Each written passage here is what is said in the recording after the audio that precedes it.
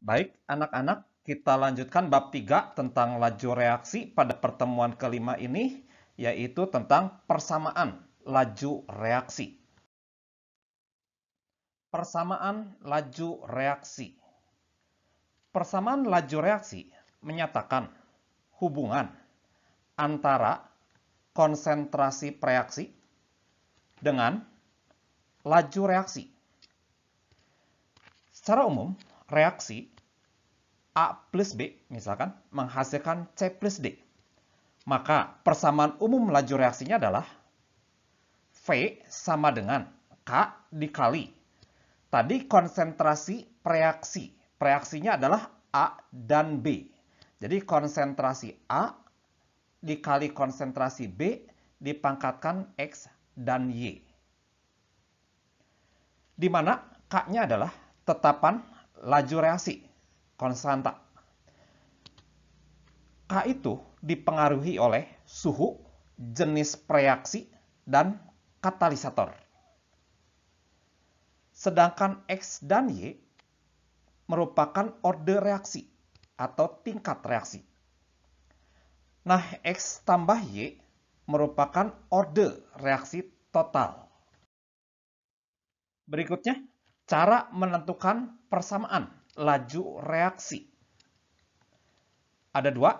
Yang pertama, jika diketahui ada beberapa tahap reaksi, maka tahap reaksi yang paling lambat merupakan tahap penentu laju reaksi. Nah, jika diketahui ada tahap yang paling lambat, maka koefisien reaksi menunjukkan orde reaksi. Contoh, misalkan, reaksi dekomposisi dari N2O5 menjadi NO2 plus O2 melalui beberapa tahap reaksi. Nah, terlihat di situ ada 3 tahap reaksi, ada yang cepat dan ada yang lambat.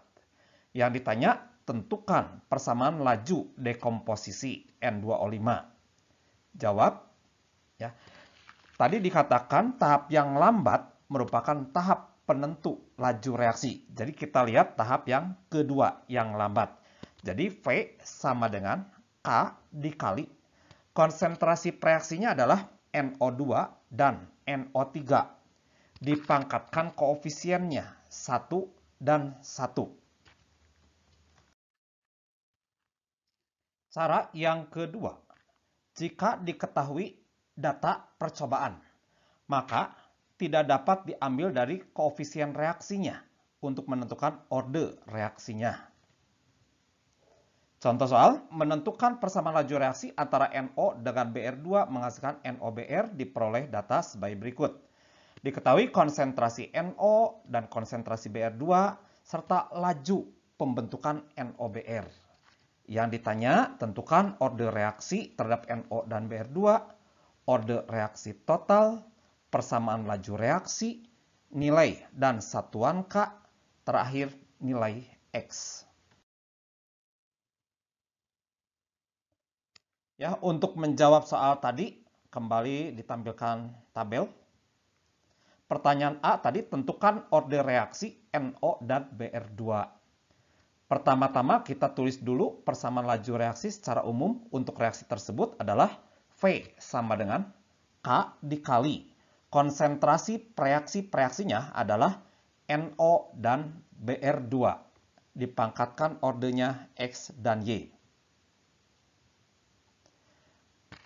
Untuk mencari X, orde reaksi terhadap NO, maka caranya adalah pilih dua data di mana konsentrasi NO harus beda yang mau dicarinya.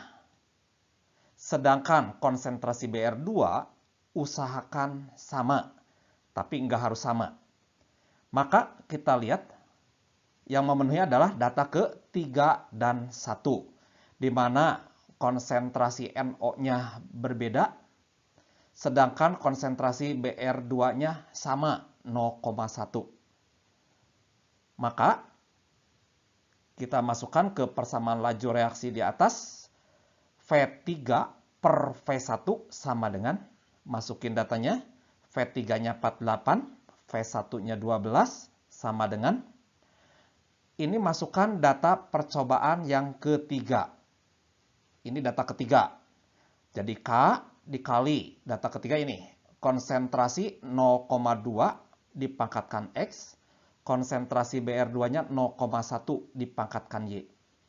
Per data pertama. Data pertama yang ini. Ya. K dikali konsentrasi NO-nya 0,1. Konsentrasi BR2-nya 0,1 dipangkatkan Y. Nah, K-nya coret-coret, 0,1 pangkat Y-nya coret-coret, didapat berarti 4 sama dengan 2 pangkat X. Didapat X-nya sama dengan 2. Berikutnya, untuk mencari Y, orde reaksi terhadap BR2. Sama prinsipnya, pilih 2 data di mana konsentrasi BR2-nya yang mau dicarinya harus beda. Sedangkan konsentrasi NO usahakan sama. Nah, data yang memenuhi itu adalah data ke-2 dan ke-1. Tinggal masukkan lagi. Masukkan rumus persamaan laju reaksi. V2 per V1 sama dengan V2 24, V1-nya 12. Sama dengan, masukkan ini data kedua. Ini data kedua, berarti K kali konsentrasi NO-nya 0,1 pangkat X, konsentrasi BR2-nya 0,2 pangkat Y. Per data pertama, ini masukkan data pertama, K kali konsentrasi NO-nya 0,1 pangkat X, konsentrasi BR2-nya 0,1 pangkat Y. Ya, K-nya sama coret-coret. 0,1 pangkat X-nya coret-coret. Disederhanakan, 2 sama dengan 2 pangkat Y. Didapat Y-nya 1. Jadi orde reaksi terhadap NO-nya 2, X-nya. Sedangkan orde reaksi terhadap BR2-nya 1. Pertanyaan B, ditanya tadi orde reaksi total. Orde reaksi total itu X tambah Y. Tadi X-nya 2, Y-nya 1, dijumlahkan jadi 3. Pertanyaan C, tentukan persamaan laju reaksinya. Ya tinggal ditulis V sama dengan K kali konsentrasi NO pangkat X-nya tadi 2, dikali konsentrasi BR2, pangkat Y-nya tadi 1. Pertanyaan D, harga dan satuan K. Caranya adalah pilih salah satu data percobaan yang dianggap paling mudah. Tinggal masukkan ke persamaan laju reaksi. Misalkan, ambil data pertama. Saya tampilkan lagi tabelnya sebagai berikut. Kalau diambil data pertama, jadi V-nya, lajunya berarti ini 12 lajunya, sama dengan K dikali konsentrasi NO-nya 0,1 pangkat 2, konsentrasi BR2-nya 0,1 pangkat 1. Dihitung, dapat K-nya adalah 12.000. Pertanyaan yang terakhir, tentukan nilai X. Ya, ditanya nilai X ini berapa lajunya. Tinggal masukkan ke rumus. Jadi V-nya adalah X sama dengan K-nya ganti 12.000. Kemudian konsentrasi NO-nya yang ini 0,2. Konsentrasi BR2-nya 0,2. Ya.